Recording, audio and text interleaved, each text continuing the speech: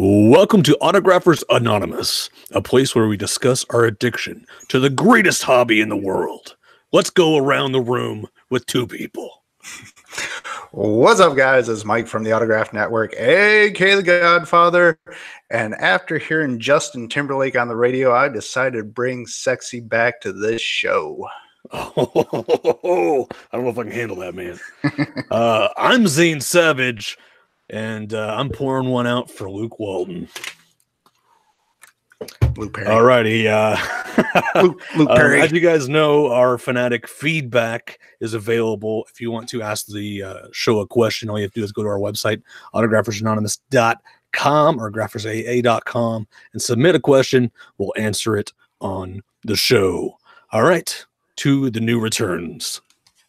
All right. Before I get into that, real quick, show this off. We talked about doing this if somebody happened to pass away. Rest in peace, King Kong Bundy. Big part of my childhood, from WrestleManias to Saturday night main events. Passed away today at the age of 61. So that is one I got. Him and Pretty Boy Larry Sharp. This is very old. This was back when I was collecting years ago. So rest in peace, King Kong Bundy. As far as TTMs, it was a very slow week. Now, what I'm doing with TTMs, I'm not sending out, before I was very, very conscious of return dates because I moved around so much. Now that we're established in our house and hopefully not moving within the next 10 to 20 years, sending out some stuff that is going to take a little longer to get back, and I'm okay with that. But what that means is I don't get a lot of stuff in some weeks, and this was one of them. But here we go. Matthew Modine from, what is this, Full Metal Jacket. You guys might recognize him currently from Stranger Things. Another Full Metal Jacket. The pink paint pen that he used unfortunately rubbed off a little bit on some of the photos, but this is one of my favorite photos from the movie Memphis Belle. I actually lived in Memphis for a few years, so I got to see the actual Memphis Belle. Also signed my envelope with a little peace sign. So very cool return. This was out quite some time via Venue. Great actor Alan Cumming. And you might not recognize him from those, but he was Nightcrawler in X-Men. I always thought he was Pee Wee Herman. For 10 years, I thought he was Pee Wee Herman. I was like, wait, no, it's a different guy. All right. And a hockey return that just came in, Jacques Lemieux. Great Montreal Canadien.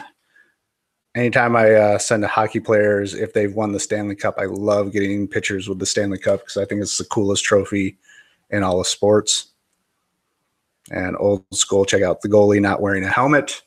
Oh, he is. He's wearing a small face mask, but love old school hockey. I did get it in a package from our co-host who is not with us, Mr. Stacy Schaefer. What we're doing a project. It's called TTM Trade-Off. Basically, we track who we send to, and we don't send to the same people. And it's basically like a blind trade. So I got in a bunch of autographs. So I send to people, he sends to people. And if we get a return, we each get one of the returns that they send multiples. So it's a nice batch of random stuff because Stacy and I collect a lot of the same stuff. Wrestling, football, NXT guys, basketball, just some cool stuff. One of the big highlights for me, Hall of Famer Ty Law, football, and I get another Hall of Famer somewhere. This one's pretty cool because he added the HOF inscription. Hall of Fame coach Marv Albert, longtime Buffalo Bill coach. Marv What'd I say? I said Marv Albert, didn't I?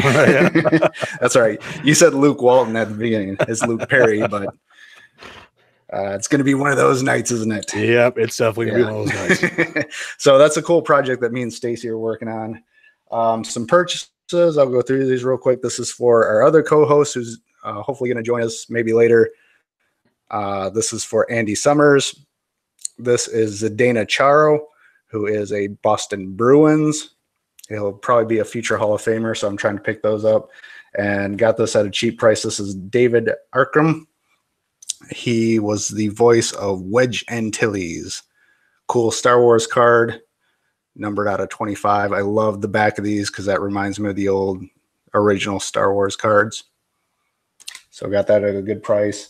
I did get a very cool batch of autographs. Bought this at a lot. I'll show the highlights. There was one that I specifically bought it for, and you'll see why in just a minute. But this is the shot heard around the world. It's dual signed by Bobby Thompson and Ralph Branca, who was the pitcher. One of the best TTM signers ever was Bobby Thompson. Yes, Hall of Fame. Yes, absolutely. This is a signed newspaper, Stan the Man Musial. Longtime great with the Cardinals. An original 1956 Sports Illustrated cover, also signed by Stan the Man in like a pen, and also signed by Bill Verdon, who was also in the photo. Yeah, Musial, I don't know, a lot of these younger kids may not know, he actually was one of the notorious guys who sent out pre-signed postcards. So he usually wouldn't sign what you sent him, but you would at least get an autograph back. You know, it's a Hall of Famer, so it was always a plus. They weren't preprints or auto pens. They were actually signed by him. Right. You could tell, when he got older, they got a lot shakier. But God bless him for sending those out. I've got one somewhere. But this is why I bought it, and you guys can form your own opinions, but I obviously did a lot of research because I wouldn't spend the money on it. Contemplating sending this off to PSA, but finally picked up a mantle. Ooh, the Mick. Pretty. And it was, here's the ticket, originally $55. I would gladly pay that at a show to pick up the mantle. Just to meet him. Yeah. Have a beer with him. I'm sure a lot of people did that. Or 10. There was a bunch of other baseball stuff. Let's see. One of the other great signers who has sadly passed, Bob Feller. His stuff is out there because he signed a ton. He did back in the day. And right when I started getting into the hobby and started my fan favorite set, he was strictly priceless. And it was annoying because everybody talked about Feller's amazing. He would sign anything. And I tried him like 6 times. I got that damn priceless like 6 times. Nice. Really? Yeah. That's surprising. It was towards the end of his life. Yeah. On Facebook, I'm trying to pick up people who I can't get TTM, and I'm part of wrestling Facebook. Of course, that played a huge part of my life growing up, but a lot of current people I can't get because I don't chase them at airports or shows, but I picked up a bunch of 8x10s for an amazing price. Shinsuke Nakamura and Natalia, dual signed. Melina, great entrance. Psycho Sid Vicious, Sid, went by a few different names. Like I said, I'm picking up stuff 8x10s. I might have some of these guys 4x6s, but it's always nice to pick up 8x10s. Here's Billy Kidman when his Kidman at WCW had a great run. I love this because here's a picture of the one-man gang. Great character in WWF. And then the next one is Akeem the African Dream. And they're not twins. It's played by the same person. And he signed in character. So always cool to have that. Huge ECW fan. So Rob Van Dam, who's actually from Battle Creek, Michigan, just outside of my hometown, Kalamazoo. The Sandman, another ECW. And another cool dual sign. You got Mick Foley as Cactus Jack and Kevin Sullivan. I got probably 10, 12 more that I picked up at a great price. It just, when I see stuff, I can't pass it up. Like this one, I have Sunny. She was one of my favorites, the original Diva, but this is an old ECW promo, which I love the old promos. Dang. Yeah, absolutely. She was something else in the 90s. So, like I said, it was a very, very slow week. But again, I'm sending stuff out that may not come back for 6, 8 months, maybe a year, but I have that ability now because I'm established in our home, and I don't have to worry about stuff getting forwarded. So that's pretty much it. Awesome, man. I of course didn't get any TTMs in until I come up with a new strategy other than the little fancy cards. I won't be getting anything in, probably. We'll see if any float in. But I did get some purchases, and I saw some cheap cards on ComC, just a couple. I order from ComC a lot for my other business. And I threw these in. These are guys that were decently popular back when I was a kid.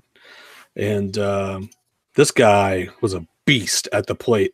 He was a decent pitcher, but he had like 3 to 5 home runs a season. Mike Hampton. This is a Leaf signature card from I think 96 or 97. I can't remember which one. And this one is beautiful. I think I might have got another. I don't know if I bought that Vinny Castilla. There was a Vinny Castilla just like this, but this one is a bigger name. Andres Galarraga, the big cat. Nice. And it's on card, and it's a beautiful signature. Like, he took his time with that thing. So picked it up for a real good price. So I'm just keeping my eye out for some baseball players that I was a big fan of when I was a kid. And not really Hall of Famers, because those guys charge out the wazoo, and their certifieds are crazy prices. But yeah, that's really all I got this week. Let's go ahead and move on to the Collector's Chronicles. And this involves me. I had a big project this week, and I got back a lot of stuff from storage that had been there for like 10 or 15 years. And it was a lot of stuff that was extras, preprints, fakes, secretarials, envelopes from my old TTM days 15 years ago, like 10 to 15 years ago. That's probably the range. And I went through all of it because I couldn't store it. I didn't have enough room. So I had to make cuts. You guys know what that means. But if you have a big collection and a lot of clutter, you got to make cuts somewhere. And so I started going through my stuff, and I found some amazing things that have some amazing stories. So hold on to your pants, because I know you guys have heard some of these stories, but a majority you haven't. And actually, the last thing I'm going to show you leads into our topic for the day today. Anyways, let's go ahead and get started. First, this is a postcard from Rance Howard. He passed away recently, I think, but I wrote to him TTM and got his autograph and everything. And then around Christmas time, he sent me a postcard with him and his wife on it. I'm like, wow, okay, that's nice. Thanks for thinking of me. I just sent a TTM to him, and I guess he had me on a list somewhere and sent to all of his fans for Christmas. So that was great. I've talked about this not on this show, but I know on previous shows. This is a flyer for Taryn Manning, who was in Orange is the New Black. And you're like, okay, so what? Well, in the back is actually part of her script from Hawaii Five-0. And that's how she made the flyers. She recycled the paper from her script from the TV show she was on. I was like, wow, that's really interesting. I forgot I had it. I told that story before, but I couldn't remember where the item was. This is one I've told, I know, several times. This is a letter from, I'm going to forget his name now, Glenn Shaddix. He was in Beetlejuice and a bunch of Tim Burton movies. He was the bigger guy. I wrote to him, and I got a letter back from his sister, and basically she found my autograph photo like ready to be sent out, and he never got to send it out because he passed away. So I'll just read the first paragraph, which is pretty short. It says, "Dear Zane, while going through my brother's things and cleaning out his condo, I found this autographed picture Glenn addressed to you. It looks like you were the last to get an autographed picture." So, like, the autograph photo I have of Glenn Shaddix, which I should have got out of my collection, it's in my photo book, is the last one he signed, apparently, according to his sister. And it goes on, and she talks about his burial and some funny stuff that that happened around the funeral with Jeffrey Jones and Tim Burton and stuff. So, really cool piece right here. I'm not going to read the whole thing because it'd be too long, and it's a little personal. I don't know. Putting that out there in public is a little weird. This is a cool piece. So, this was in a book. This is when I first started buying books, and it's from Maya Angelou, and it was an extra that I just threw out of the book because I didn't want to sell it or trade it or whatever I did with the book. And it's a postcard, and it actually is not signed by Maya Angelou, or it would have went in my collection. It's a fake signature on the card, but that's her handwriting on the card next to the fake signature. So she actually held this and like wrote the address and everything. You can tell if you had Maya Angelou's autograph before, you can tell that's her handwriting right there. So I didn't even realize that. I just threw it out of the book, and it was in my pile of crap that I had. So I pulled it out. I was like, "Oh, Maya Angelou held this. I mean, it's proof because it's got her handwriting right there." All right, I got a stack here, guys. It's going to be a little bit. So I got a lot of cool stories here. Trust me. And this has happened. I know this has happened to a lot of you guys. You write to somebody, and you get a freaking obituary back. So this says this is reprinted from the San Gabriel Valley News in Pasadena. Thanks for your interest. I guess somebody asked for the obituary of the person I wrote to, who was not. This is before Star Tiger Mark People passed away, so I didn't know. It was Ben Wade, who was a baseball player, and I write to him and I get an obituary back. So it was a little morbid. This is a funny one. I used to write to congressmen and senators, and I got this one back. I don't. The letter is somewhere in my collection, but this is in the extras pile. It's a flyer for Larry Craig, the notorious bathroom foot tapper. If you guys know that story, I just found that funny. That's why I pulled that one out. So this one could be evidence for a case against. Okay, because what I did, I had a lot of secretaries to famous people write letters. This is what they do. They write letters saying either so-and-so can't sign or so-and-so is happy to sign for you, and the secretary will sign the letter. Well, I know that many people that are connected to celebrities sometimes go into show business. You may have an autograph in your collection. And this is why I'm talking about this today, partly, is I want you guys to go through your clutter if you have extra time to see what you may have in there. The extra time, I pulled out like 15 or 16 autographs from something I'll talk about at the end. But this is a secretarial letter from Bill Cosby's secretary. Bill Cosby, obviously a very controversial figure these days, to say the least. But his TTMs have always been controversial and would make a great case against. But this is Hazel L. Bush, who sent many of these out with autographs. And Hazel passed away around the same time that Bill Cosby's autograph seemed to change on his TTMs. That's all I'm saying. Leave it at that. Next up, it's not proof. I'm just saying. Gerald Ford basically sent me a little note, said stop sending it to me. You sent to me too much. I thought that was funny. This is literally a letter, an envelope, and a letter inside from Afghanistan, and the presidential palace. And I totally forgot. I remembered because I was talking to Michael O, and he was talking about this autograph recently. But so I remembered I sent to this guy, but I didn't know I had the envelope. It's got the crazy like Afghanistan stamps and like handwriting and stuff. And I don't know. It was interesting. It's from the president, Hamid Karzai. I looked the guy up that wrote this secretarial letter, and I didn't realize he wasn't anybody famous. So. This is another funny one. I know I'm going on, guys, but there's several stories here. I'm coming to an end though. I think I got like 3 more. Jimmy Dean. So Jimmy Dean, founder of Jimmy Dean Sausage, also a singer. A lot of you guys don't know. I think I told this story once, but this is the actual proof that I did this stupid thing.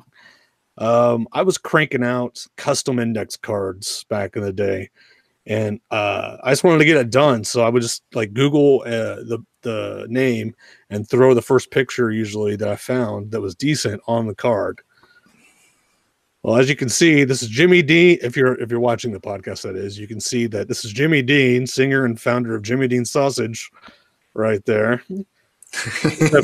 That's James Dean, not Jimmy Dean, and he did not sign anything and sent me a photo that was not signed.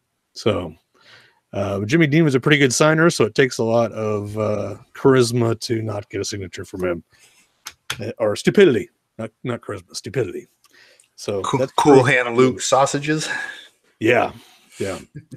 I don't know. I guess I didn't know who Jimmy Dean was at the time because like everybody knows like that's like the iconic Rebel Without a Cause picture. I don't know what I was thinking, man. All right, 2 more left. All right, here we go. This is when I decided I wanted something unique. I was going through this phase where I wanted unique signatures, and I decided to send Ralph Nader. I went on eBay and bought a seat belt, like the attachment part of a seat belt, right?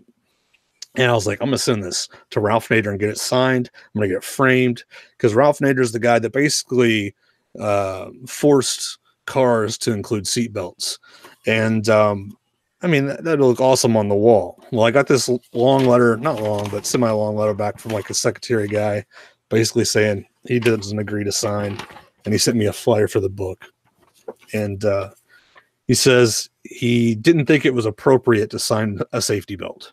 He feels more comfortable signing books. So screw you, Ralph Nader. What am my safety belt signed? And then I had a safety belt that I bought for like $25 that was useless to me. I was like, great. And I'm out $25. All right. And the last one, the big one that I found, which is controversial. You know, I'm not even going to say the name because I feel weird saying the name. But this is from the office of a famous lawyer, and it's signed by his assistant. Well, I looked up the name. Like I said, I was looking up all the names of the secretaries and assistants, and this person turns out to have been murdered by her husband in like 2015. So I have a signature from this person, and I'm like, wow, this is a totally different class of signature that I really haven't dealt with before, and I don't know how to treat it. Like, I don't know what to do with it. Like, obviously, I'm not going to sell it, but like, do I put it in my collection? Do I just put it back with all the other stuff I had? Because I'm like, I feel awkward just owning it. So that's the last thing I wanted to show you guys. I know a big old laundry list of things to talk about that I found, but I urge you guys to go to your collection for this reason. And I'll get back to this signature and why it's awkward, and we'll talk a little bit about it after this. But when I was going through my stuff, I also found many envelopes that had written addresses out by people. So if you leave the address part blank, which I used to do, and I don't know why I stopped doing it, but I used to leave it blank. They would write their own address in, and a lot of times they'd sign their name and then put their address under it. Well, I cut about 15 of those out, and boom, 15 extra autographs in my collection, just like that, just for a little work of going through some old stuff. So every time I send a TT, and now I don't know why I didn't think of this before, I'm going to start leaving that blank again. I used to write my address twice. Like, what does that do, really? So I'm going to start leaving that blank again, and maybe they'll start writing their name again. Extra autograph. Hey, you never know. So let's talk about this. I know I've been rambling for like the last 15 minutes, but let's talk about this weird case of victim autographs that makes me feel icky just saying the word. But that's kind of why we're here on the show, right? We're supposed to talk about stuff that's not public. People don't talk about it a lot. Stuff that people are interested in, but maybe doesn't get a lot of discussion. Let's talk about victim autographs. Oh, what would you do in my situation, Mike? Well, before we get into that, just some of the stories. If you guys don't know our backstory, me and Zane and like Stacy, we've known each other a long time. We've been in this hobby together. I remember when you got some of those in. We'd talk about it, and it's like just we know each other for quite some time. We're old. Yep. So some of those brought back some memories. I'm like, I remember like the Terry Manning with the script, but we're all like, wow, it's a script. So we all wrote her and trying to get the same thing. Nobody got it. Man, good stuff. But on the victims. The victims, man. Yeah. So kind of along the same lines, I get a lot of grief on the Facebook forums for what I collect, because you guys, if you follow me, I am all over the board. I collect a lot of history, and history is not always pretty. So I have some autographs in my collection, that kind of fall in that same line. As far as victims, I feel like victims are another category that, like, we've talked about killers before. That's one thing. They're notorious for killing, and that, but victims almost feel like worse. Yeah. Like, I feel bad just owning this. The one that jumps out that, I recently picked up, and I picked it up because, he is deceased, but he is a victim. Steve McNair was a great quarterback with the Titans. On the field, fantastic. Steve Air McNair. I mean, he was a superstar. Off the field, he had a mistress, and probably multiple mistresses, and one of them put a gun to his head. Yeah. So, I mean, I own that. He's a victim. Yeah, but he signed a bunch of autographs, and he was a public figure. Like, this is not a public figure. This is like somebody that was notorious, like, I guess, after they were murdered. Let me put it in a way that might work better.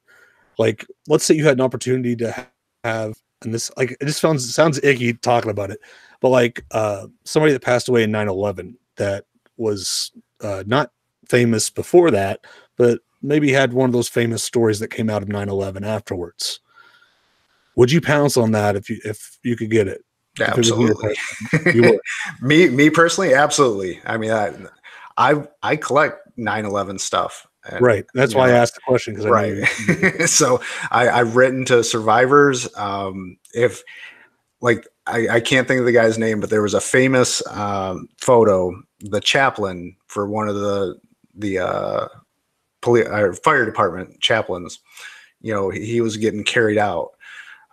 It's a very famous photo. If you Google 9/11 chaplain fire department, he was a victim. And if I could get my hands on, that something signed by him, a letter or something, I wouldn't necessarily do this, but if you could map that with that photo, it sounds awful. Yeah, but it'd be an amazing piece. It would be an amazing piece. Right. And I'm not doing it to glorify what happened, but it is part of history, and it is a conversation piece, and there's going to be two sides to every story. People are going to be like, that's god awful. And there's going to be people that is like, that's awesome, because you're going to have both sides. And I'm one of the people. Market's not very strong either. Actually, you know what? I'm selling a victim autograph right now, but you know why I don't feel bad? Because it happened back in like the 20s. So I don't feel bad. I have on my eBay store survive people that survived and were killed on the Hindenburg. What it is, it's a crew signed photo of the Graf Zeppelin, which was the first Zeppelin famous for, I think it was German Zeppelin that became famous. And this is a crew signed photo. Turns out half of that crew also worked on the Hindenburg. And I think two people on that photo that signed died on the Hindenburg. And the market is not great. Like, I think people, like, even that far back, I don't know if people just, it gives them the willies. I don't know if authenticity could be an issue because they worry that like there's not a lot of examples of these people who were unknown before, have hardly any signatures out there, not a lot to compare it to. Maybe that worries them, but like it's a I, weird area where like it's a lot of people feel uncomfortable. I know I feel yeah, uncomfortable, but like you said, like if I had the opportunity to buy it and like I could like picture that matte piece of something of a that I collected, of even if somebody was a victim, like I'd probably pull the trigger too. yeah, I and don't collect nine I eleven think stuff, it's but if that's something like yeah, that was in my wheelhouse, yeah, I'd pull the trigger. I think it's a very nichey, market because your autograph, the people that are buying autographs, they're buying them as gifts for somebody who might not be a collector. It may be the one piece they have on the wall. Now, me, I'm an autograph collector. I appreciate the history aspect. So I'm going to get that. But somebody like, somebody's husband or wife that is just buying something they're looking for, the A-list celebrity, a name. So I don't think you're going to get that type of market. But I've always thought, and this is a idea I've always, my mom always kept my like high school stuff, my not my high school stuff, but my elementary school stuff, like all your papers and like drawings and like your when you draw out your letters and stuff and write your name for the first time. So I had a big box of that stuff that my mom kept, and I always thought that a lot of people have that. A lot of people have at least a box with like stuff that they did as a younger kid. And whenever a disaster or a tragedy happens, and a family doesn't have any money, and you can obviously raise money, um, or whatever, by people donating, that's obviously an option. But if that wasn't an option for some reason, the family could easily, if it was a notorious case, sell those items from the person's childhood and pay for whatever they needed to pay for. But nobody, like, that's such an, I don't know, that's a weird, I feel like a lot of people would be off put by that. Like, yeah, what do you so think? you know the way I think about it, if you've ever been to Dallas, obviously you guys know, if you follow me, I collect the Kennedy assassination, anybody associated with it. So I've actually been to Dallas. I had to go there on business. So I went to Dealey Plaza, and I went later at night, so the traffic wasn't bad. But if you've ever been there, you see the school book depository is still there. But out in the street, they have, all it is a white X where supposedly the kill shot, took place. So of course, what do I do as a somebody who's fascinated by it and I think it's part of history? I went out in the middle of the street and stood there and faced the way Kennedy was, and then looked back and see if they could make the shot. Looked at the grassy knoll.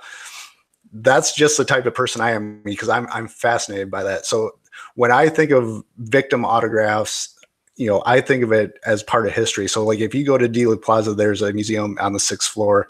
If you go to New York City, there's the World Trade Center Museum now that has artifacts. So if you get a piece of history, like in a victim autograph, and it's matted with a photo and you display it, I treat it like a museum piece. Right. You can look at that, and part of the reason I collect the history autographs is, when Archer gets older and he's in school, he actually learns about that. I can hand him something and be like, this person was there. They touched this, or go Google this person and look. Here's something signed by that person. So I don't have a problem with the victims. Some of the people I write to are victims that didn't perish either. One that jumps off the top of my head, one of the Secret Service guys that took a bullet for Reagan. He's a victim. He was shot by Hinckley. He didn't die, but I sent him a photo, and I sent a couple photos, and he didn't sign one of them, which was President Reagan laying on the ground with him, there. And I understand that, but I wanted to send, because it is part of history. He's a victim, and I'd probably catch some crap because I sent to him, because he's not a celebrity. He probably doesn't want to relive it, and I get that. But it's all about how you approach it too. They can always tear your letter up. Right. He doesn't have to sign. He graciously did. And, in my letters, I state, I'm a collector. This is why I'm writing. I collect history. I want this for my son to, when he learns about President Reagan being shot, which you learn about in school, here's something that, with the Kennedy assassination, I've gotten handwritten eyewitness accounts from people that were there. I mean, it sucks because they might not want to relive that, and that's their choice, but some of them don't have a problem with it. And those are invaluable. Yeah. Yeah. Well, you talked me into it. I'm selling this on eBay for $100. Okay. There you go. I'll buy it. All right. Let's move on from the dour topic of victim autographs to fanatic feedback. We got one question in this week. Remember, autographersanonymous.com. Go submit a question. We'll answer it on next week's show or next show. It's not weekly. It's bi-weekly. So the question for this week is, when trying a private address and it doesn't come back RTS, does that confirm that you have the correct address? No. For one, like, people that get mail that's not addressed to them sometimes open it up and realize what it is, throw it away. Sometimes you send and the person has a service that automatically throws that stuff away when they realize it's fan mail. So it's just going to get disposed of, and that address is not valid if your stuff's getting thrown away. Like, I guess you could say if you did it if you put it in a business envelope or something like that, maybe it could get through. So maybe then it would be a valid address. But there's a bunch of things that can happen to mail where it can get lost in the mail, for God's sake. What do you guys say about this, Mike? I don't think it confirms it, but if you do your research and you do enough research where you can be like, yeah, I'm pretty sure this is their house. You confirm before you send the letter. Yeah, right. It's not 100% confirmation, but if you send something out, you don't get it back. And the post office is weird because you might not get an RTS back right away. I don't know where it goes. It may get to the city where it's going to, and then go through a bunch of different places, and then 6 months later, 8 months later, you get an RTS. So just because you didn't get an RTS right away, you might get it later still. But there's a lot of things that could happen. But if you don't get something back, yeah, you might have the right address. It's not a confirmation by any means, but if you do enough research and say, yep, this is somebody's house, and you don't get something back, it's worth a shot. I've got letters back from people that said, hey, I'm not this person, but I'll help you track them down. Or I'm not this person, sorry. And they send a letter back saying that. So if there's those people sending those letters out, there's people getting it and being like, what the hell is this? And throwing it in the garbage. So, yeah, the best thing you can do is try to validate before you send. That way, if you're not getting that to their current house, at least it's going to their last house, and possibly could have a forward to their new house. So, yeah, that's kind of where you stand on private addresses. Are a total crapshoot that you're not going to win, like, even close to the majority of. No, unless you're getting addresses that are proven already, which aren't really private then addresses. they're not private addresses. The key to a private address, when we say private address, it's not something that's really published on a Star Tiger. Right. So the key to that is doing your research, and that takes diving into the web and doing your research on where they are, currently, their job, who they're married to, stuff like that. But if you're doing a lot of the back research, then you've already kind of confirmed that it's their address, and you're going to get the A-list stars that you track them down. They're not going to return it. Yeah, and if they do sign for you once, they're not going to sign again for your friend, most likely, because they're going to be like, "Oh crap, they found me," and they're going to put a blocker in place where they're not going to get that mail anymore. Yep. Or they're going to get a preprint or whatever they normally send out. Stephen King. Actually, he signed like for a week or two. So granted, he did pretty good for his giant name. Yeah. So just forewarned, if you do private addresses and you're part of Facebook forums or something, social medias, you post it, there's a good chance that window is going to close quickly. Yes, it's I think the best way to do private addresses by far is research yourself and try things. And I know that like for every 100 you send out, you're gonna get 10 back. And that's just like stuff you're getting back. It may not be 10 signatures. It's a very low number game, but you get some amazing. Like I got Harrison Ford, man. Yep. I mean, like there's stuff that you get back, and it's like, oh wow, like there's no way this would have happened before. I saw somewhere on Facebook where somebody got Harrison Ford this week via email or something. I don't know. Sounds like a hoax though. Yeah. Well, I don't know what to believe with private addresses, I like to think of them as home runs. You're swinging for the fence, so you send out 10. I'm expecting to get none back. If I do, it's usually a home run, so it's a bigger name. Right. Yeah. Only send out home runs. Therefore, when you do get a return, it's always a surprise, a very, very good surprise. Okay, so that's a great question.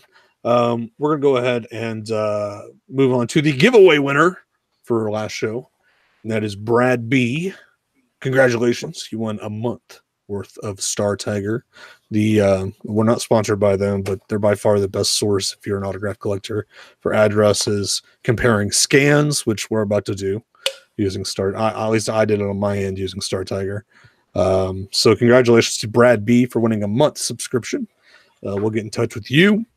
This week we got a doozy, my friends, and you're going to want to run over there right now and enter, because I'm giving away something that I sell quite a bit, but I know you guys are going to go crazy for it. This is a signed copy of To Rule the Night, which is written by a moonwalker, Jim Irwin. He actually was the first to pass away of the moonwalkers. I think it was like 91 or something when he passed away. But signed right here. Even drew a little picture of the crescent moon, signed with his Apollo mission. So Apollo 15. And that's up for grabs. It's one of my worst copies that I have. It's pretty banged up. And I mean, it's not too bad. It's got a slanted spine also with some like standing to the edge. So I figured I'd just go ahead and throw it in here. If you guys want a Moonwalker autograph, it's up for grabs. You can get it for free. All you have to do is go to our website, autographersanonymous.com, hit the giveaway button, and enter the question. And the question for this week is, what else do you collect other than autographs? I know collectors tend not to be collecting in one area. You tend to have one major area, which can be autograph collecting, but do you collect comics? Do you collect stamps? Do you collect rubber bands? Do you collect boogers? I mean, whatever you collect, just let us know, and you'll be entered to win. Troy says he collects dust. I think we all are collecting dust at this point. So yeah, get your copy of Jim Irwin's To Rule the Night signed, free of charge. Go enter autographersanonymous.com, hit the giveaway button on the right hand side. Now everybody's favorite segment, the case against. Who won last week? Nobody. It was a straight up tie. We add all the polls together, and it was perfect tie. Donald Trump and Lawrence Taylor had the same amount of votes. So we're doing back-to-back episodes of The Case Against. This week you're getting Lawrence Taylor. Next week you'll get the Trumpster. Or next show. I keep saying week. So shall we dive into The Case Against Lawrence Taylor? Who wants to start? Go ahead. Alrighty. I shall start. Exhibit A. Get you guys over here. All right. We'll start with Lawrence Taylor's in-persons. Now, I want to start off by saying the first thing you're going to realize about Mr. Taylor is his variation and in-person signatures are insane. Like, I haven't seen this much of variation since Michael Madsen, which wasn't an official case against. It was one we did to test out. But his in-persons range greatly. So here you see a helmet with the looped Y, which you don't see a lot of with Taylor's. But again, this is Star Tiger in person. Another helmet from a different person. Looped Y. Again, weird. And you see this little squiggly down here. What the hell is that? Man, it's like some kind of weird Illuminati sign or something. Nope, it's his number. He does like this weird loop to make his 56. So keep that in mind. And this is a card, which is a rare in-person signature because you're going to get Lawrence Taylor in person. You're not likely to get a card signed. You're going to want to get a jersey or a helmet or something like that, or a photo. So I think this might qualify as a loop. It's so tiny that you can barely tell. It's not a big loop. And this signature is very fat and stocky with the line not going too far down. This is a very weird Lawrence Taylor signature. But again, it's in person. What the hell we have here? Another in-person autograph. This is on a set of cards, so it's a little small. I don't know if I can see here if I can zoom in. Okay. So I don't know if you can see that there. That is a fat signature with a tiny little loop for the P, but it's almost like a very rushed version of his signature. Doesn't look anything really like his other ones. Not spelled out at all. It's more like a scribble. Moving on. I forget where I think these are these are still in person. Okay. So this is another in-person signature on a photo. This looks nothing like the other ones, but the Hall of Fame is indicative of his Hall of Fame inscription. So it is legit. But it does a little, I call his TTM signature Gaylor because it always looks like Gaylor to me. And this is the one that does look like Gaylor.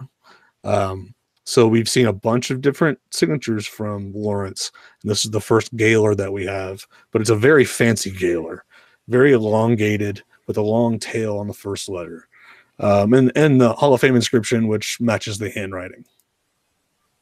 Here we have another in person on a index card, and as you can see, you got the little Illuminati weird number here, 56.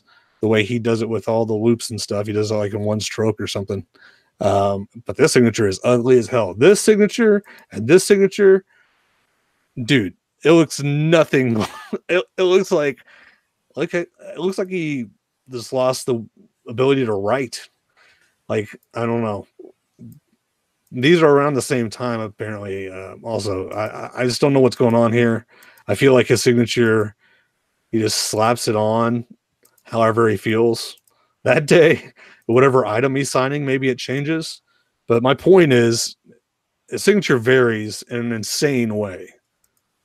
And here is actually an in-person that Chase sent us. Somebody he knows got an in-person. And it's a fancier signature, kind of like the photo we have here with the straight Y, not the looped Y. These are all over the place. I mean, there's no way I would. I mean, if I was an authenticator, half these would fail. yet they're marked as in-persons. Are half these people lying that they got an in-person signature? I doubt it. I think his signature varies greatly. All right, let's move on to these stupid TTM signatures that are secretarials. All right. I call these Gaylors. Most of his TTMs are Gaylors. They just look like or Gatons. Gatons is what I called them. I couldn't remember what I called them. It was Gatons because I always kept thinking about Gary Payton because this looks like Payton, but it's a G, so it's Gatons. Anyways, so this signature is seen on almost all of his TTMs. And what's this over here? We got a 5 and a 6. Uh-oh. That's not looking like the 5 and the 6 that we had earlier. That doesn't look like my little Illuminati symbol, does it? We do have the straight down a Y, but I don't know. Let's see here. We got another Gaylor or Gayton or whatever. Again, the 5-6, no Illuminati symbol. The NYG with the hangover on the G. That could be an apostrophe. That could be a fancy G. I'm not sure, but it shows up later on some of his other TTMs telling you the same person has signed these. Moving on. Again, Gayton with the hangover on the G. Same person signed this. All these are looking the same. This one's maybe a little cleaner. This one, I don't know. It's Gayton, but it's elongated for some reason on the book. I guess they felt like they had to fill up more space. But again, 56, no Illuminati symbol, hangover on the G. Same person signed this. Nobody makes a hangover on the G that I know. So to have this on the signature tells you that it's probably the same person. This is the prettiest TTM I found. I'm not sure on this one. You got a little loop here at the end, which is kind of weird because it's either the loop or not a loop, not a mini loop. But that one was a little convincing. But here's your typical Gayton. But again, look on this one, you got a little bitty loop on that one too. So I'm not sure if maybe this one's straight down again. So these are all very similar signatures, with the ones that have inscriptions obviously being by the same person. Definitely.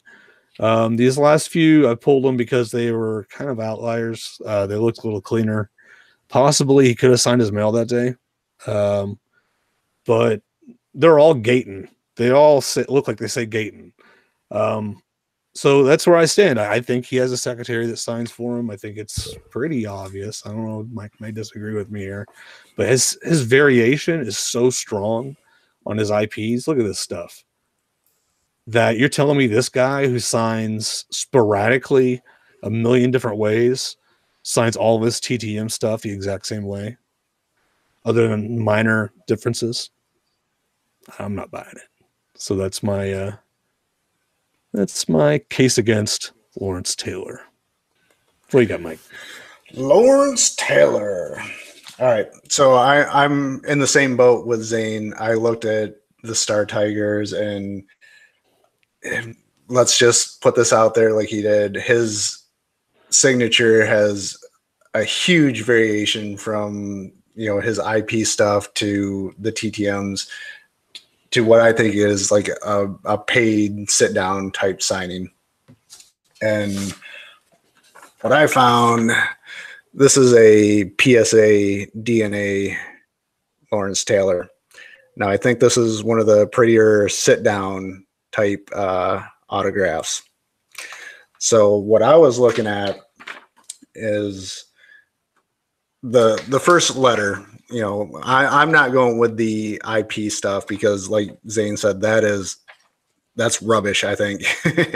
So what I'm going to focus on is what looks like a G. And if you can see this one, it's very, very fluid, very tight, not all over the place. That 52 kind of looks like the Illuminati symbol too, but it wasn't sloppy like the other ones. Yeah. So you can see the Illuminati, I keep saying Illuminati, but you can see where it loops the same way, unlike the other ones, which are straight 52s. Go ahead. Sorry, interrupting. All right. So these are the classic secretarial TTMs. What I think they're trying to accomplish is to make the Lawrence Taylor TTMs look like the paid signing ones. And the biggest difference I saw, the loop is very, very sloppy. They tried way too hard to make, if you compare it to the first one, like I said, very fluid, very tight, not all over the place. If you look at his TTMs, it's more of a scribble, like they're trying to incorporate the in-person first part of Lawrence with the sit down, very fluid G. And That's a great observation. I didn't think about that. They were trying to copy his sit down. Yeah, that's a great point. I think it's all over the place. The other thing that I've seen that stuck out on the paid sit down and a lot of his certified stuff, if you look at where he crosses the T, it connects to the first part of, we'll call it the G. The G comes down and it's a very short cross. If you look at a lot of the TTMs, the T goes jetting across. The T goes jetting across, and I don't think that's a characteristic of his signature. Yeah, you're right. So, from what I've seen, when he crosses the T to Taylor, it's very short.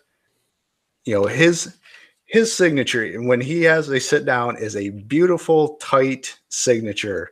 I mean, it says Taylor. You can read it, and it's the T. Dude, you're 100% right. That's the tell. Like, I'm looking at all these that I have pulled up. All the in-persons have short tail, if no tail at all, on the photo that I showed. That was the real weird one. And all these other ones have long-ass tails. Oh, yeah. Everything that I saw TTM goes jetting all the way across the signature. And that just stuck out to me like a sore thumb. I have great respect for what he did on the field. Do I think that he's using a secretarial? Absolutely. Yep. He gets paid a lot of money to attend shows, and his autograph still holds quite a bit of value. Now, let's put this out there. Don't go shredding your TTMs because what we say. we're not experts. Even the experts aren't experts. It's an educated guess. That's all it is. We did our research. We spent all week looking at photos. We do the same thing. We look at Star Tiger, which is a valuable resource, and PSA, who are authenticators, but they didn't witness most of these. People send them in and they look at it the same way we do. So could he have signed TTM at one point? Yes. I wish I could have found it. I have a TTM from years ago. I don't think it has the jetting across. It's an old 8x10, and I think there was a small window where he was signing, or maybe he changed secretaries. I don't know, but I don't. If you look at your signature, if you have one TTM and you see a first sloppy kind of almost looks like an S, it's not that fluid looking G, and then all the way across where it crosses a T, I think it's secretarial. That jut is so consistent that I think that's like the Debbie Reynolds S. I think you found the Debbie Reynolds S for Lawrence Taylor. Real easy tell. Not 100%. We're saying this is our opinion after doing research, but me and Mike have done this for a long time. And, I sell signatures for a living, so it's important for me to know. And I have a lot of experience with this. You make your mind up. You take the evidence in, and if you have this in your collection, it's important for you to trust your own collection. Some people don't care. And for those people, to each their own. That's fine. Just if we've also talked about this, maybe marking it as suspect in your collection if you do suspect it. That way fakes don't get back out into the market. If you sell your collection to somebody, forget it's in there. Then somebody sells it to somebody else and you have more fakes on the market, or suspected fakes. We're not saying it's fake, suspected fakes. And with TTMs, you never know, unless you get it signed in person, you never know. But if you're happy with it in your collection, that's your choice, Right. because you got it TTM, you got a return, you're happy with it. Kudos to you. Like I said, this is just our educated guess, and that's all it is. I have If so you don't many want to John take our word, Travoltas. It's worth so much money. It's going to be huge when I sell them. oh yeah. So yeah, I'm glad we agreed on this, because I was a little worried you'd come back with some compelling evidence the other way, as you usually do. But I think we're gonna do. What do you want to do? We have our scale here. Definitely authentic, probably authentic, neutral, probably fake, definitely fake. I'm gonna throw it as definitely fake. Where are you sitting? I think if you're looking at the ones we talked about with the jetting across T, if it's fully cross, I think those are definitely fake. All right, we've made our decision. We're going with definitely fake, which is by far, I think, the most consensus we've had on these, which is a strong opinion. What do you guys think? Go ahead and let us know in the comments if you're watching this on YouTube, or let us know in Fanatic feedback on our website, and maybe we'll talk about it on the show if you guys have any disagreements through that. So, and if you guys have any examples in your collection, feel free to post them on the Facebook page. I'd love to take a look at them. If you got a TTM that's not all the way crossed or anything like that, post it up. Yeah, because like the one thing about talking about authenticity is we want to be proved. If we're making a mistake, we want to be proved wrong. Like, we're not out to like say this is real or fake to make money, or like just add another piece to our collection. We want to be right. That's the most important thing. So any new evidence is important. So yeah, we do these segments to help you guys also, because we want your collections to be authentic. yeah, if not, I'll start a conversation between other people in other communities to make their decision on top of our decision. And as you know, with the TTM community, once the ball starts rolling on secretarials, if it's secretarial, it'll usually take off and the community will know about it. Like Debbie Reynolds is one that happened. I remember when that happened, people started suspecting, and the ball rolled, and then it became the consensus. John Travolta's been like that forever. I can't remember when anybody thought he was authentic.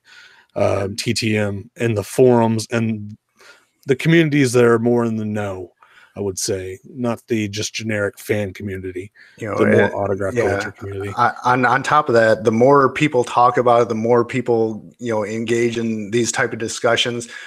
That kind of stuff ends up on a Star Tiger where it gets flagged. You pull up Lawrence Taylor, and all of a sudden it says, warning, this person is known to send out preprints, secretarials, or, I don't remember exact wording, but it will flag that. And if you're a new collector in the hobby, and let's say you have a Lawrence Taylor, rookie card, that warning is going to save you from sending it to get ghost sign or, secretarial, which will make the card worthless. We're saving you stamps, folks. Yeah, saving you time and money. All right, that was a good one, man. I enjoyed that one. All right, that's the end of the show. Just a reminder, please go do Fanatic feedback, ask us questions. We'll answer them on the show. Promote away, Mikey.